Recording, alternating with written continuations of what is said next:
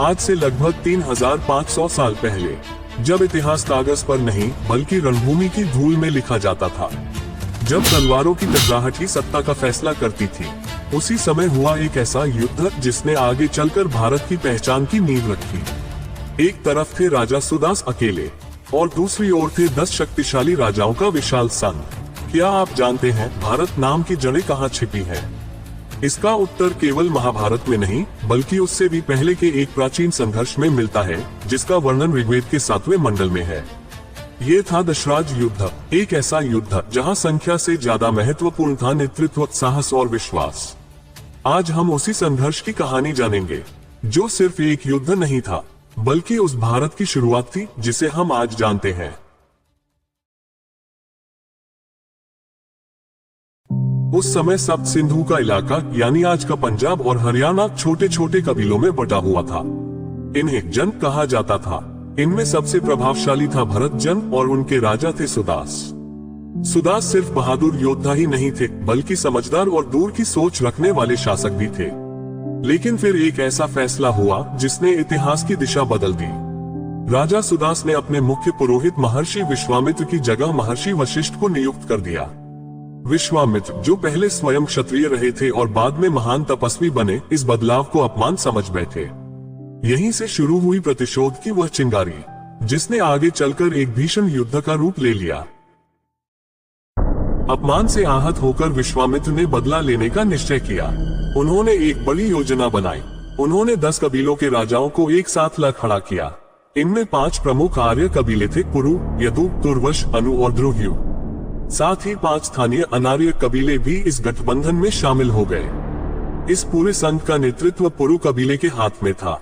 उनकी सेना सुदास की सेना से कई गुना बड़ी थी। सबको लग रहा था कि अब भरत कबीले का अंत तय है। लेकिन उधर राजा सुदास घबराए नहीं। वे शांत थे क्योंकि उनके साथ थे महर्षि वशिष्ठ का ज्ञान, आशीर्वाद और रणनीति। युद्ध के लिए चुना गया स्थान था परुष्णी नदी, जिसे आज हम रावी रिवर के नाम से जानते हैं। 10 राजाओं की विशाल सेना ने एक चाल चली। उन्होंने नदी का पानी मोड़ने के लिए बांध बनाने की कोशिश की ताकि राजा सुदास का शिविर पानी में डूब जाए और बिना लड़े ही हार हो जाए।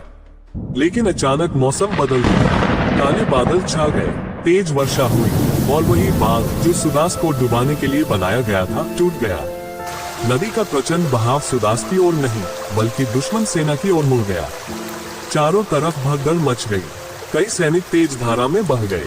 यही मौका था। राजा सुदास ने अपनी छोटी लेकिन अनुशासित सेना के साथ तुरंत हमला कर दिया। ऋषि वशिष्ठ के मंत्रोच्चार और सुदास के साहस ने युद्ध का रुख बदल दिया। संख्या बढ़ी थी पर विश्वास और संयम उससे भी बढ़ा, और इसी के साथ इतिहास ने एक नया अध्याय लिखा। इस युद्ध में राजा सुदास की बड़ी जीत हुई। पुरु कबीला हार गया और बाकी राजा पीछे हट गए। लेकिन ये जीत सिर्फ एक राजा की जीत नहीं थी, यह एक नई शुरुआत थी। सुदास ने हारे हुए राजाओं को सजा नहीं दी, उन्होंने उन्हें अपने साथ जोड़ लिया। भरत और पुरु कबीलों के मेल से आगे चलकर कुरु वंश बना, और भरत कबीले की इसी विजय और सम्मान के कारण इस भूमि का नाम पड़ा भारतवर्ष। तो दोस्तों, दशराज युद्ध हमें एक बड़ी सीख देता है। युद्ध केवल बड़ी सेना से नहीं बल्कि सही रणनीति और मजबूत हिम्मत से जीते जाते हैं। ऋग्वेद की ऋचाएं आज भी उस प्राचीन संघर्ष की गवाही देती हैं, जिसने हमारी पहचान की नींव रखी। आपको यह अनकही ऐतिहासिक कहानी कैसी लगी? कमेंट में जरूर बताएं। क्या आप कुरु वंश और महाभारत के संबंध पर और वीडियो देखना चाहते हैं? अगर हाँ, तो चैनल को सब्सक्राइब करें और वीडियो को लाइक करें। जय हिंद।